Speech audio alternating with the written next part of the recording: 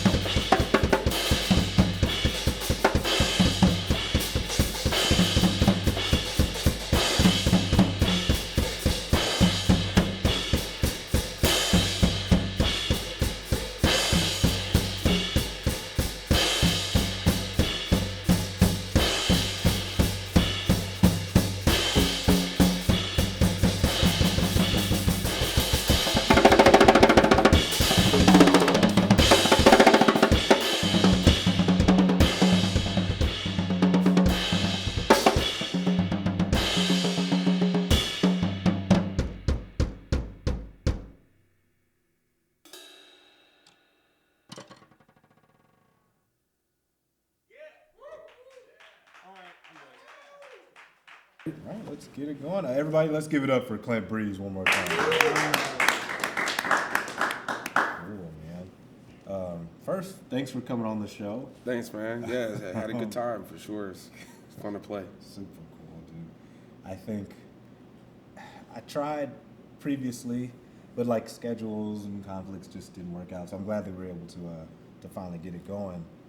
So I usually start this off with the question of, do you remember how we met?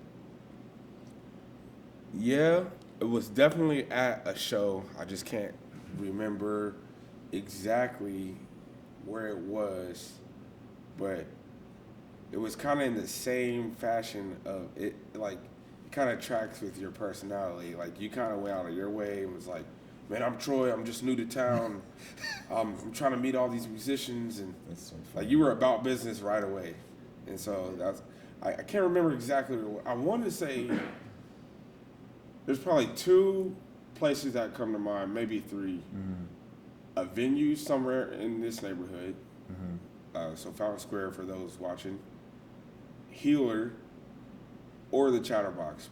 All places that are frequent. So it was one of those venues. Healer, maybe White Rabbit or Hi-Fi or something, or Chatterbox. And I think I might have met you through my friend Ari.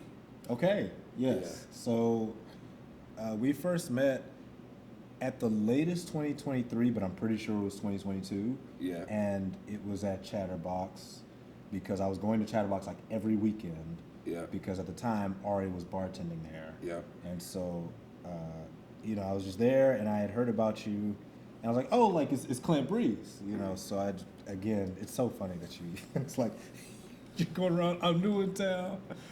Yeah, man. I want to meet all these artists. But that's literally been my life for majority of the time that I've been down here. Man, that's dope. Yeah. But yeah, and I had heard about you through Musical Family Tree first. Okay. Because there was a guy working there named Grant McClintock.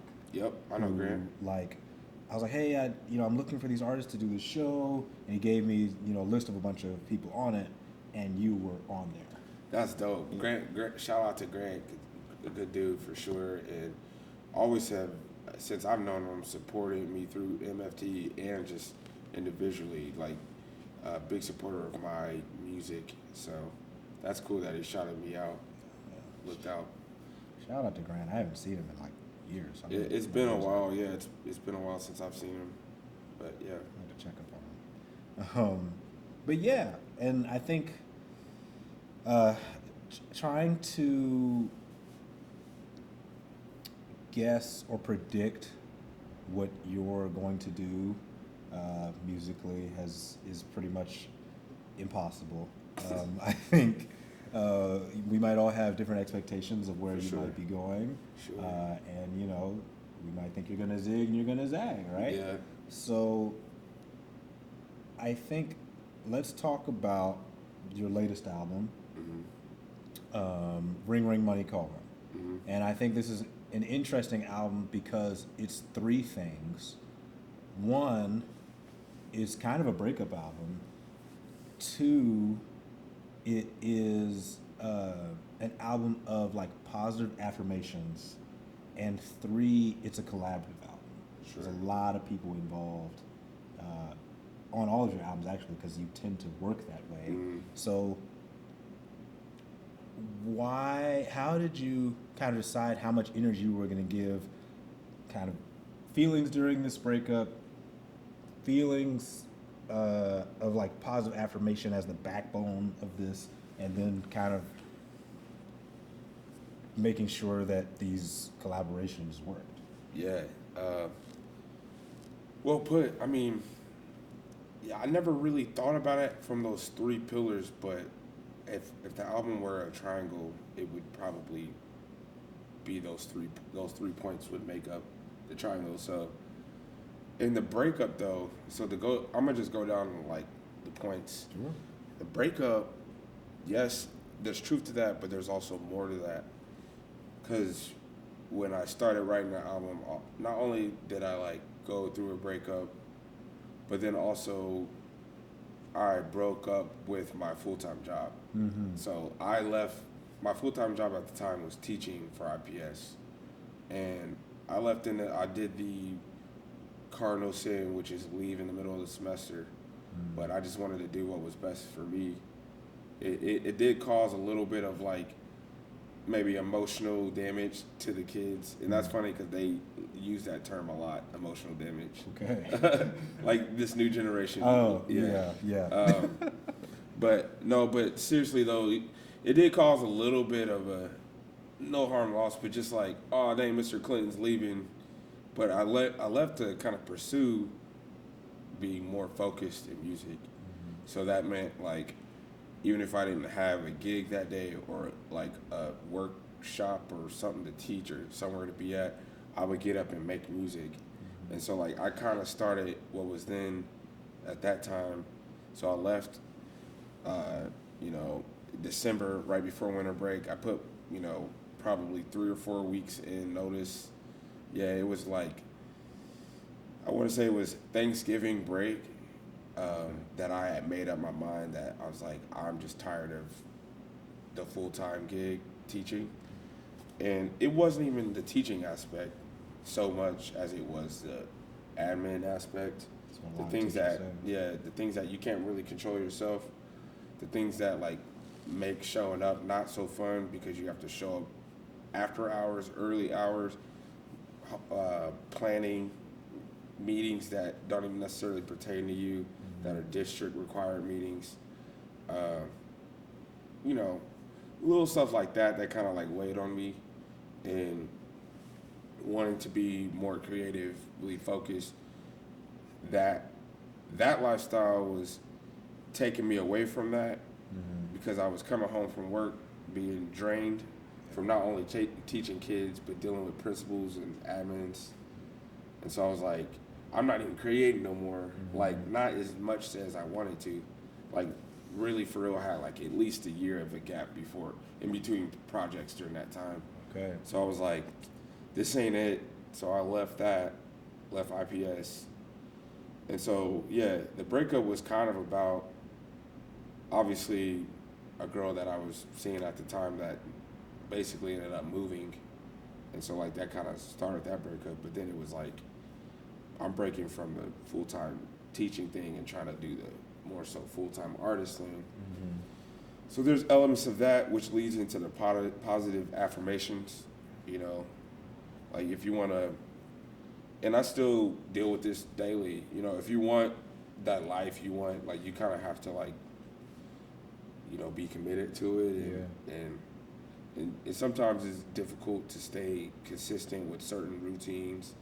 Like for example, like as a musician, maybe I got to keep my skill level sharp, so that means I got to practice or I got to study, listen to music, things of that nature. Or, I have to, as a freelancer, artist, all that, I have to like seek the work that I want. I can't just let it fall in my lap. So those are different things that I'm still adjusting to, but I think I'm doing okay in that regard.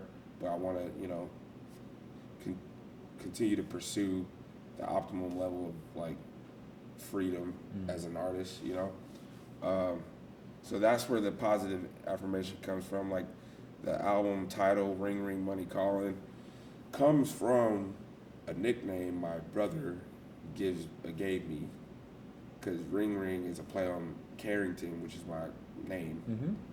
And, Gotcha. and so like it came out of nowhere really. Like a couple years ago, like when we would call each other, he'd be like, Ring Ring Money Calling. And I'm like, I like that nickname. It's kind of goofy, but I like it.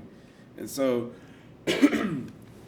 sometimes when I'm coming up with album titles, I kind of just for me personally, it's harder to be like, this album's going to be called this, and I'm going to be like, and I'm going to be focusing all my music on this thing. Sometimes you can do that if you have a really like strong concept. But for this, it was like that title. I originally was going to call the album "Believe," which is one of the tracks on it. But then I was like, nah, really want to call it. It's catchy. I like that because it's like it's a double meaning. It's like not only is a nickname, but it's also like, hey, the money or the opportunities or the fortune or lifetime experience that you may not have ever had is calling. You just gotta like go for it, basically. Plus, we had cool merch for it. Yeah, I got to yeah. see a lot of that. I still want to. I need to get a T-shirt. Yeah, man, and yes, you should. I should have brought them with me. It's at the crib, but and then the third point, collaboration. That's big for me. Like, so I kind of got my start collaborating with a bunch of different artists, MCs, vocalists, poets, musicians. I always tend to work with dope visual artists as well when it comes to the art. And over the years, I've been really fortunate to expand my, I guess, like arsenal of like different artists I've collaborated with. And on a few different projects, you know, I have some collaborators that are not even from or even based out of Indy, which is cool because at the end of the day, that broadens Indy and what we're doing. It brings everybody to the same pot. So like, you know, Ring Ring Money Calling it's got some people not from here, but mainly people from that. I kind of like, that's kind of my MO. It's like I'm always trying to collaborate with people that I find dope, that you know, I listen to, that I enjoy.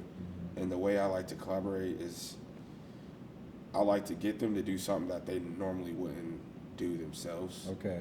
So like having Maxi and Double A rap on a beat like that Yeah. might be a little bit, not necessarily even out of their comfort zone, because what I appreciate about them is that they're very confident artists. Like, you know, their confidence behind the mic, literally and figuratively, goes a long ways. So like, they can approach a beat that might be weird to their following, but like they're open-minded, so they're gonna like approach something I send them with a different mindset. Same with Flacco. Like, if you listen to Flacco's music, it's kind of like all over the place, like production-wise and even like stylistically from his flow. But what I think that's his strongest attribute is that dude is like a sponge and can just like really do some weird, different stuff, but make it sound cool. Yeah, because that song in particular is like, I don't know if I want to say the beat is strange or different, but also just the way that he tackles it in general of like, she loves me, Yeah. she loves me, she hates me, you love me not. Like, what he's doing with his voice, how he's flowing over top of it is like kind of off kilter, on your heel a little bit. For sure. I mean, I think it's really cool. I can always say like probably one of these tracks. This is probably one of my favorite tracks, but like, so they're all different, and I really enjoy a lot of them for a ton of different reasons. So Right on, man. so I guess, yeah, and you spoke a little bit about your collaborations, but do you go into a project with like a list of people that you're gonna call? Do people call you like, oh, I heard you're working on this thing, like let me jump on it, or how exactly does that work? I wish it was more of the latter, but it's normally just me kind of like having an idea of people I want to work with. I usually have some usuals because but you might have been able to see a pattern of certain people I've collaborated with more than others. Like, I gotta always have a serious collab, and he's another one of those, like, you know, he's like a rock, you know, a staple in this community, and for him to always be like, nah, I got you, let's work, it's time, like, you know, that's cool. And there's more to where that came from as far as like people I want to work with that I haven't yet. I mean, that list is ever growing. There's so many. I can sit here for a minute just naming so many dope MCs or vocalists that I've met and seen over the last like 2 years. Cause like I'm starting to get old now, damn near, and so there's like a whole new wave of rappers that like when I was 24, 25, they were in middle school. Yeah. Like, so it's dope to see that. But yeah, I typically kind of come up with I write them down. Like, it usually helps me to physically write names down that I want to collaborate with. And so I have it somewhere in my basement, but I initially had like, I know some people that come to mind that I initially wanted on a project that didn't work out for whatever reason. I wanted to get another collab with Pope, but he's been busy doing a bunch of other stuff. But that's ever evolving. Like we're gonna work together again. I wanted to get Purnell from Pike on there again because obviously we've collaborated a bunch and we were in a band together. And I wanted to get more vocalists, believe it or not. But I'm glad that I was able to get Mina and Okara and Annie Brown on there. And I hope I'm not missing anybody else. But yeah, I wanted to get more vocalists because I think more vocalists need more love. This is like a hip hop city, which I love that. But what's ironic about the city is that there's so many singers singing gigs every week, but not enough of them are putting out albums. And I want to be one of those people that help change that narrative. There's a lot of R&B singers, but they're not putting out their own original music. So this has been a conversation I've been having with a lot of people of like trying to figure out, is there an R&B scene in Indy? Or is it that I just am not aware of them? And so like after, I'm doing this thing called the Naptones Indiana Music Ceremony, right? And seeing how many submissions I got in of like R&B artists who have, some singles or some albums and just want to be recognized. I'm like, okay, like now I'm aware of some more of these folks, but kind of just like you said, if you go out to like some of these venues or whatever, it's either, most of the time it's either hardcore or like some alt rock type of stuff. There are some hip hop, I wouldn't say there are a ton of hip hop venues per se, but like there are a lot of hip hop artists that I'm aware of. But the R&B folks and vocalists in general, like don't see nearly as much.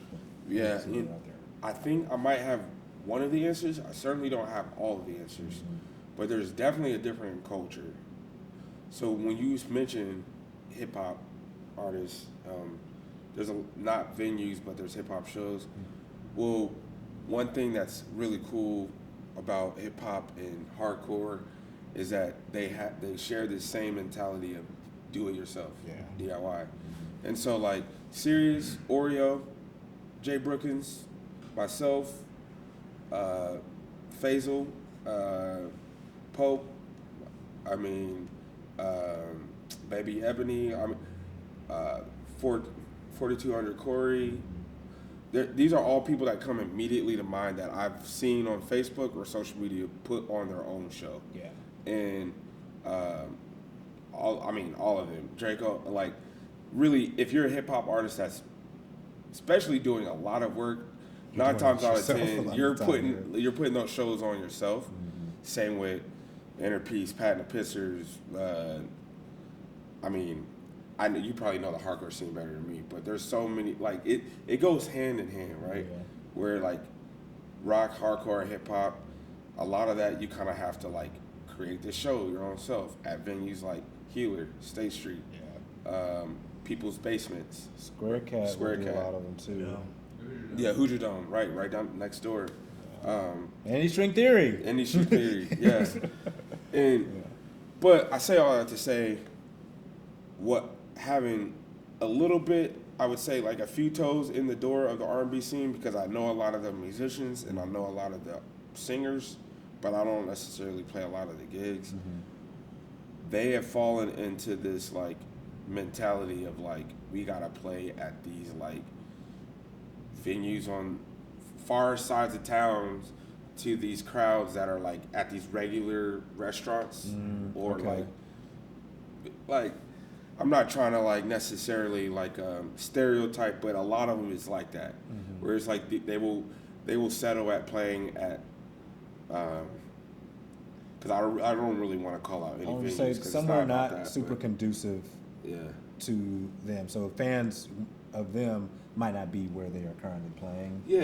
Like I would describe it like maybe the place I'm talking about, not specific place, but the kind of place I would talk about is like some sort of like lounge. They got cigars, they got hookah, they got decent food, bad service, and it's like 30 minutes out in some suburb, and your set is 3 hours, and it doesn't pay that well, and a lot of R&B artists like doing that for some reason. Okay. It's like book some shows in Fountain Square, book some shows downtown, Yeah. book some shows at Healer. I want to see like an R&B night at Healer. true. I've never Everybody seen that like, everybody that works at Healer or State Street, Indy String Theory, they want you to do whatever, Yeah. especially if you do it yourself.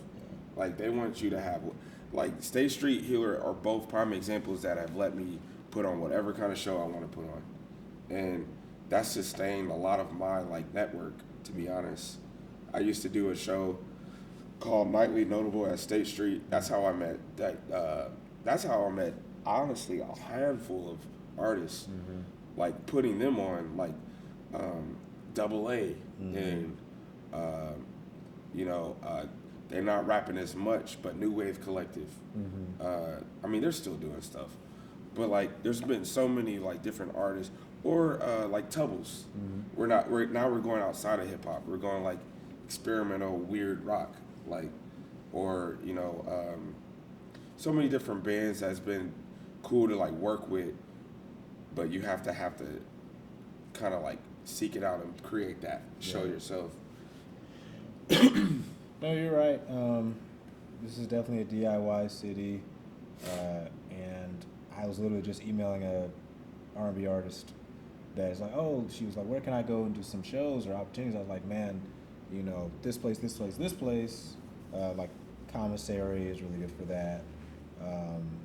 State Street is really good for that. Indy String Theory, like, I was like, if you go there and ask them, it's a good chance. They'll be like, yeah, like, just come and do something. So, Yeah. But yeah, let's switch gears and kind of focus back on Ring Money Calling a little bit. One of the things I want to talk about is a lot of things in the album are connected. So you start off talking about like, I was having problems with this person. We're not together anymore. And I found that like this is a continuing theme, because even back on Self, like the first song on that was like, I'm looking for a good one. So like, how has your journey been just in trying to find somebody in the last couple of years? Yeah, I mean, it's definitely been a journey, and I've been facing this kind of like it's like wave, I'm with somebody that is cool, but then maybe we break up because we have different ideas of the future. It's usually something related to that, to be honest, and or just like not seeing completely all the way eye to eye. But how has it been? I mean, it's been a life experience. I mean, fun, shitty, cool, like all the things, you know what I'm saying? Like, I'm definitely, what's weird, as I'm like approaching my mid-30s, I'm starting to feel this like weird kind of pressure from family. Like they're always asking me about like, who am I dating, or when am I trying to get serious with somebody? And it's like, that's kind of aging me, like low key, and I don't mean that.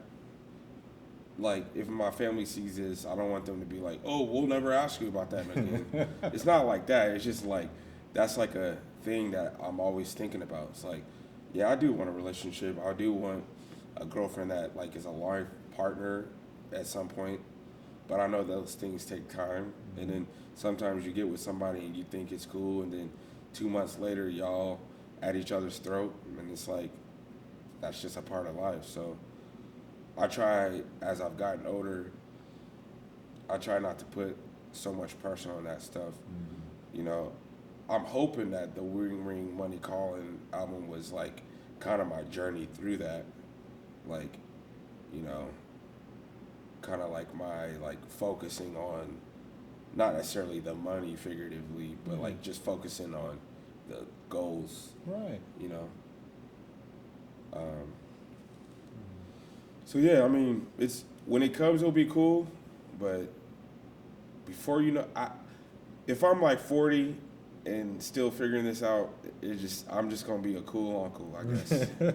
Like, I knew that I was getting older because one night I was asleep in bed and I was like, man, you're getting to that age where like family members are gonna start asking you questions of like, hey, so like, what's going on? Like, have you met Yes. somebody or whatever? And like the next day, my dad called me at work at like 10 a.m. He's like, hey, are you thinking about getting married? Like, he's never That's asked me about random. that ever before. Yeah.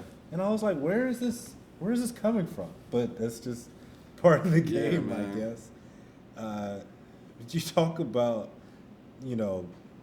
more opportunities specifically, and so that kind of makes me think about Tapped In. And Tapped In specifically, like, I can see myself going through the changes. Yeah. And really wanting to elevate. I know I can be the best best I can be. Yeah. Something legendary. Yeah. And Tapped In specifically, the N is capitalized. The IN is capitalized. Right. Is that purposeful? Yes. It's an homage to Indiana. Yeah. So, and that I'm glad that you. I don't know how many people. I think maybe Jay Brookins noticed that too. Shout out to Jay Brookins. He's a big supporter. Every time I see him, he's like, man, keep doing what you're doing. And he's a pillar in this state, city. So for somebody like him, like for those who are watching, Jay Brookins, he's one of the cornerstones behind Treese. If Oriole Jones is the face of Treese, Jay Brookins is definitely one of the like front office members, so to speak.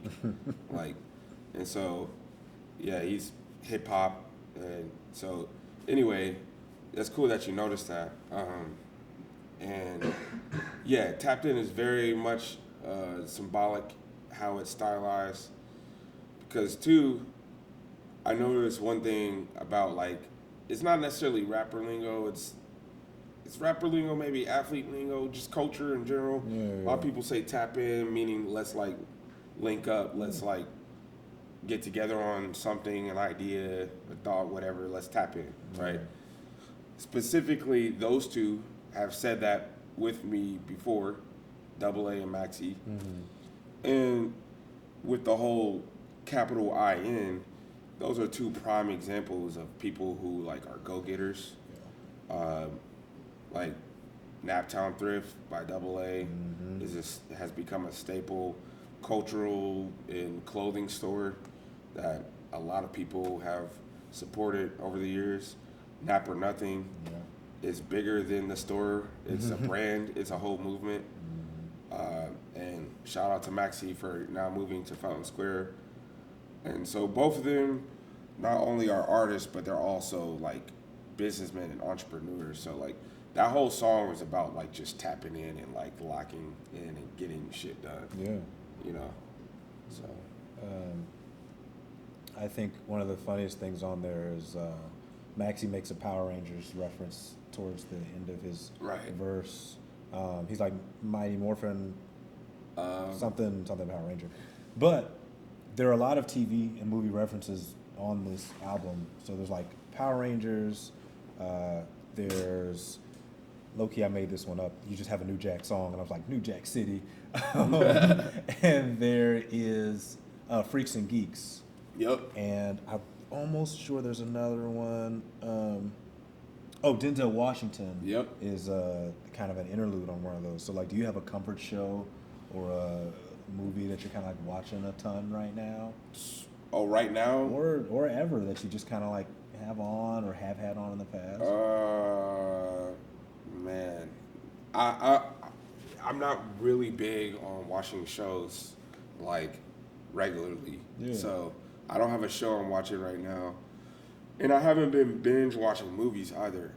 Full disclosure, I've been playing too much 2K. That's like that's my screen time right now. Yeah. It's just NBA 2K, and music or drums. I mean, both. That's the pretty same much thing. been my But life.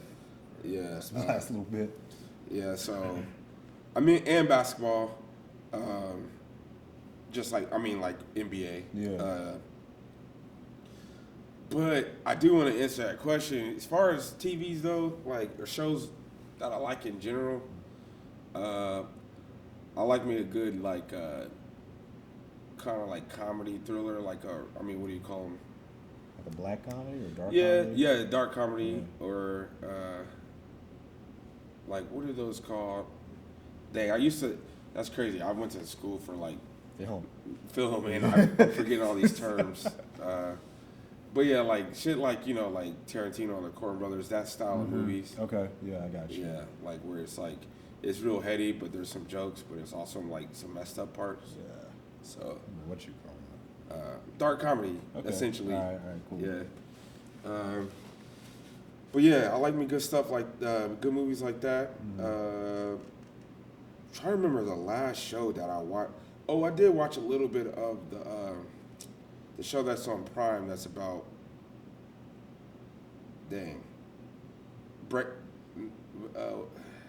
what's that show about the group of superheroes? What's it called? Oh, The Boys? The Boys. The Yeah, Boys. that was I hot. watched the first like 2 or 3 seasons, and I was like, I can't take this anymore. But that was like last show I was probably binge watching. Okay. Yeah. So then I guess another reference you make, you talk about Freaks and Geeks on movie scene specifically. And so like, I think that song is interesting. It stands out to me because it's not really a super like aspiration song or affirmation song, and it's not a song that talks about like love in some way either, until it kind of gets toward the end, and it says like, you always forgot to take your food home, and you say you fell asleep at the diner. It's time to go home. Yeah. And on the very first song, Space and Time, you talk about I always know when it's time to go home. Are those linked in some way? Yeah, kind of. Movie scene though is just a funny story to me. No, I thought it was funny. Everybody's on cocaine except for me. Yeah. I was like, he made sure to let us know. Yeah, yeah. It's just like, so that song is about. One time, my band Clint Breeze and the Group had a show in Chicago, and then a few of us like hung out after, like, and we just got into like going out shenanigans. And in the first verse, I described this club that I've never experienced a club like this. It was like 4 different levels of club, but every level was a different vibe. And so like that tripped me out. It was like base level was based, it was chill. Second level was like this like hyped up. Third level was like a different level of chill, but it was still high energy. Fourth level, you had to be on some type of shit to fuck with that level. Like it was just like. You said they were like tearing down the. Yeah, the it like floor. figuratively, like it was just like, yeah, it was. I forgot what it's called. Celeste is this club in Chicago called Celeste. Okay. And it's 4 levels, and each level is a different vibe. And that was the first time I experienced something like that. And it would just happen to be one of those nights that everybody was out till like 3 or 4, and one of the last stops we made was at some. What do you call those? Would somebody describe them as a brothel or something like that? Basically, we went to this place that wasn't actually a bar. It was some dude's place. Oh. But like it seemed like everybody in the company that they kept was on some kind of like, yeah, it was like a speakeasy, but it seemed like so me and a couple band members went to this place, and we went there because one of my friends, her boyfriend, knew all the spots. Okay.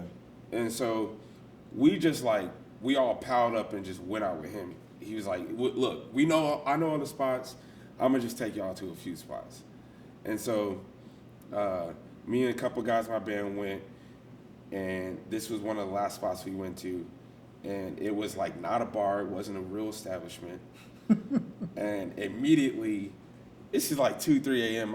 I walk in and I'm like, yeah, everybody's on a vibe that I'm not on. Like, it just felt like one of those, like, yeah, it's too late. Everybody's got weird, like business venture energy. Okay. Like, hey, man, what's up? American Like, Psycho-esque. yeah, feeling. just like, and so that was kind of the last spot we were at.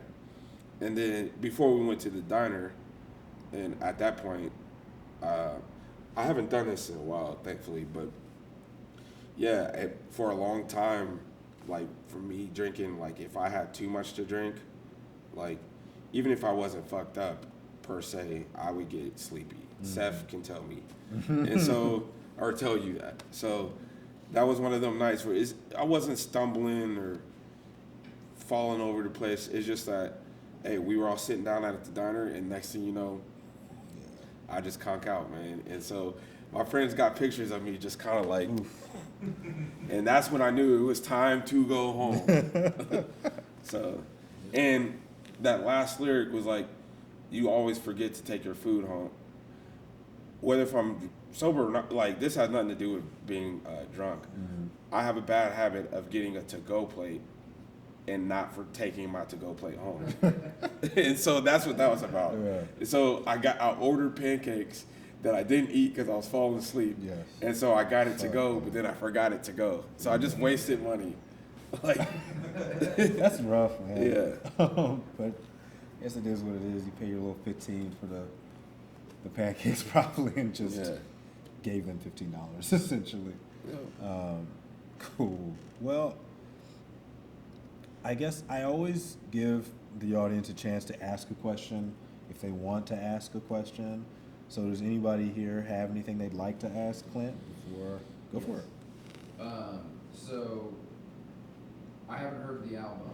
So when you write music, you obviously are playing drums on the tracks. Are you writing the other instruments as well and the lyrics, and you just have people guest and use your lyrics and then write the melodies and stuff? Or are you doing the whole thing? You're just like, this is how it goes. Well, easy answer is all of the above from what you just said. Like this album had a little bit of all of the above. Excuse me. I wrote all the songs. There's maybe 2 or 3 where my friend Howie, who was also on the song as a vocalist, wrote some keyboard parts, but I primarily wrote all the songs. And the way I do it is I work out of a DAW Logic, and so I do play a little bit of keys. So like any of the melodic parts, I'm writing at the very least like plugging, like, you know, clicking. Shout out to plugging. Logic. Yeah. So if I can't play it, I might be fixing it a little bit. But and then there's electronic drum production and or live, or I mean like recorded drums. I sang on all the songs. That was the first time. Well, I did that on Self too. But this was like kind of I feel like kind of like my first. Well, no, if you listen to Self, it's like 10 tracks where I sing on all of them.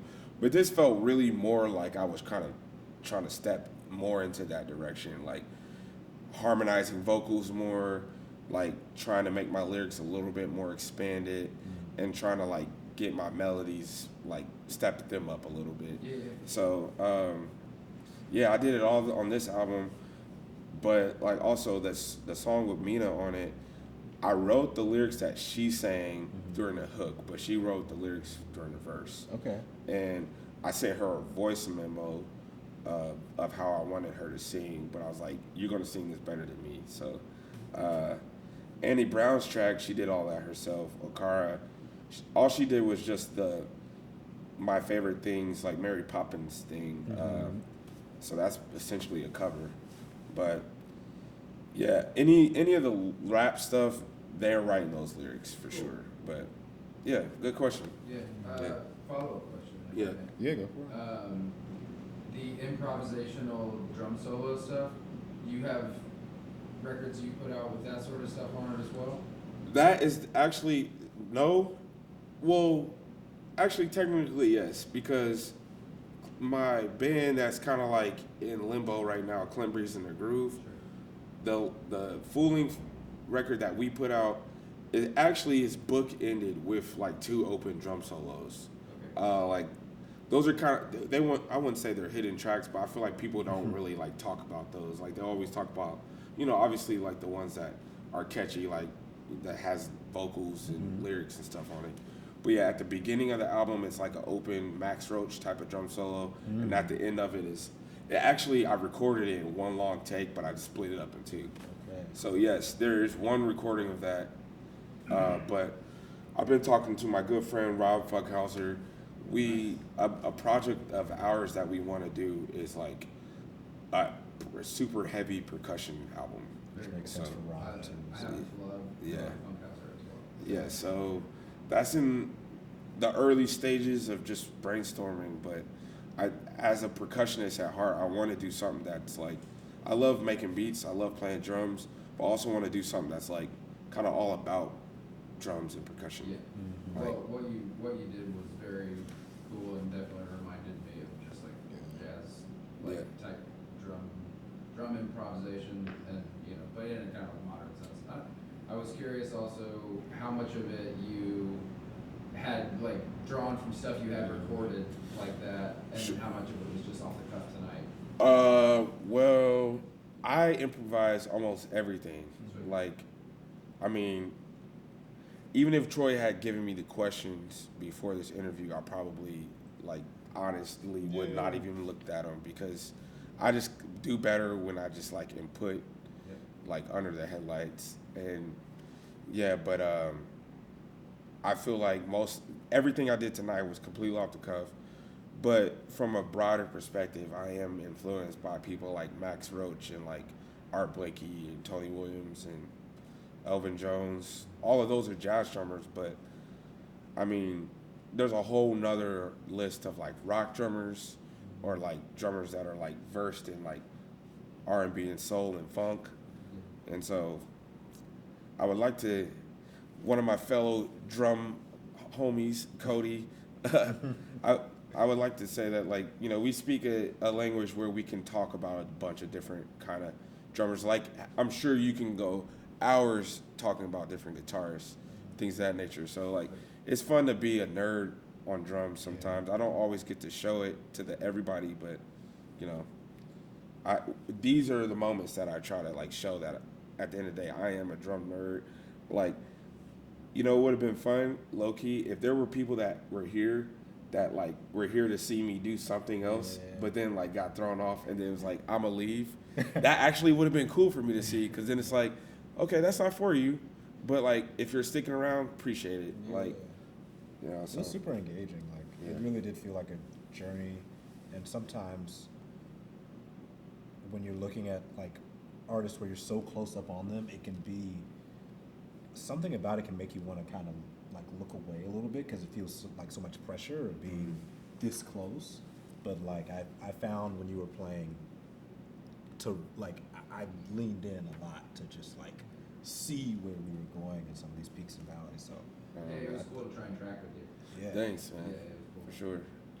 I was going to ask, like, from playing basement shows at, Village Green with, like, a pop band, and to, like, playing the Jazz Kitchen with the groove, playing with Inner Peace, playing a drum solo in front of guitars. Like, what are some of the, like, coolest places that being open to being DIY and being well-versed just in the musical language have taken you? And what are some of the, like, you don't have to, like, name names or anything, but some of the places are like, oh, this is not this kind of scenario that I would like to be playing in, or like, Well, it's way easier to answer the first part, to be honest, because the second part, you kind of like, you tend to forget about, or you want to forget about. So, Village Green, Healer, Jazz Kitchen, Chatterbox. I played a show at, is it still a thing?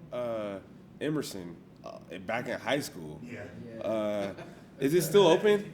That's what I thought. They're turning it into a Latinx club of some sort. That's what, okay. But it's not going to be the rock venue that we've known for the last 30 years. Right on. Seth, Good fucking. ES Jungle. Yeah. Rest in peace, yeah. ES Jungle. Man, this is actually a fun question, Cody, because it's kind of getting me to think, like, where have I all played? Like, there's so many places. I mean, tons of basement shows. Is there that one basement show? I was like, man, somebody stopped at the toilet. That was the worst show. Well, I don't want to say. Thankfully, there hasn't been a basement show that I've played that I would say, like, never again. But there have been a couple basement shows that I've played / been at where, like, maybe either chaos ensued or it was just kind of like, that's a lot for that house. so like, two examples. Any Troops show. Yes. Yep. there's like three that come to mind, like not specifically troops. So Support the Troops is a rest in peace Muncie band. That's where I actually met Cody. First time I crowd surfed Cody. First time I crowd surfed Cody, like Cody being like 6'4", like helped lifting me up. And so it was just like, all right, that's how I met dude. And Now I remember it. I remember watching Support the Troops, and then Carrington just jumped on my back. And I was like, oh, he's on my back. he was the tallest one there, and I saw a bunch of people tackling each other. I was like, this looks kind of like fun. Yeah. This dude's tall as shit. Here I go. Oh shit! He didn't fall over. I was like, right on. It wasn't weird. It wasn't nothing like that. But anyway, where was I? Oh, Support the Troops. This is a full circle. So Seth, if y'all know Seth, he does Seth Fest pretty much every year. Back before he actually started calling it Seth Fest, it was just like Seth's annual birthday party. Okay. And like I think the second or third Seth Fest was at Seth's house, and Support the Troops, being a punk band, was at that show, and I think they like fucked up that basement, like destroyed it. Like they destroyed that basement, man. I mean, and when I say they, the nature of the band being there, like I'm pretty sure Cody might have got a hole in the wall there too. I'm just kidding.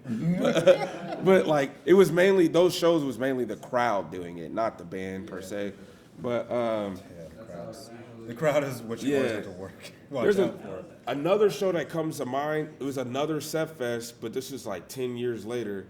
But like maybe 5 or 6 years ago, this place in Fountain Square where you remember that when the floor caved in? Yeah. So many people were jumping. You were at that show? No, that was our friend Chase's old house. Chase, yep. Yeah. Wait, the Blackburn? Rest in peace, Chase. Yep. Yeah, so obviously we all know about that. Sirius Black, though, back to old legends that have been mentioned in this interview. Yep. Sirius Black was one of the forefront. Yep. Oh my God. Okay. That's awesome. It didn't break all the way, but it was Enough. People got off the 4 I've seen Beethoven. Yeah. I do think I remember him telling me his landlord was pretty cool about it. He was. Wow. Yeah, his landlord fixed it and didn't charge anyone. Hell yeah. Yeah. Well, Right, that's a crazy full circle question. So one of the craziest shows I remember, rest in peace, Chase's house. That's cool. Like, yeah. But yeah, man. Good shows. I can't really think of shows that I'm like never again. I mean, I've had some gigs that sucked. Like, but Has there been anybody that you've gotten to play with that you were like starstruck by, or couldn't believe that you were jamming with? absolutely. Most recently was I played with Ravi Coltrane, who's John Coltrane's son. I played with him at the Jazz Kitchen. I was a fill-in. That dude looked so much like John, and it's like it was like, dang, I actually, for all I know, I'm like playing with John right now. Yeah. That's how I felt. Yeah. You know, I'm like, John actually died when Ravi, I think, was like 3 or 4. So Ravi didn't get to know him, but his spirit definitely carried on through him. And it's so cool that his mother is Alice Coltrane. So he's got like two of the coolest parents you can think of. Like both went on to have amazing careers with the whole avant-garde movement of jazz. And yeah, so to like chop it up, well, Ravi was pretty cool. I got close counters with a lot of musicians, not some that I wanted to play with, but just got to meet, like Mono Neon or like Thundercat or Shaka Khan or Marcus Miller. Most of them being jazz, but Billy Cobham, got to meet and chop it up with him. That's crazy.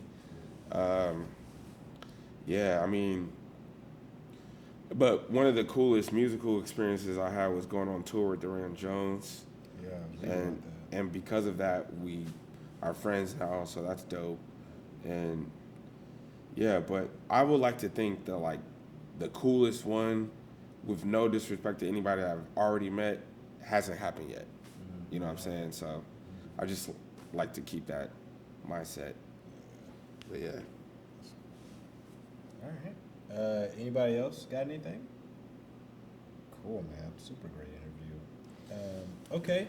Well, You weren't the drummer that pulled a gun on me at the Emerson a few years back, right? No.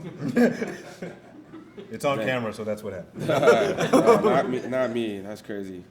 Jesus. I'm going to ask you about that. All right. This is Podcast. the end of the episode. I'm glad you guys were able to watch it, and I'll see you next time. Troy's track select, and you are one of the few select. There you go. Nice. Peace. Thanks, guys, for real. That was cool.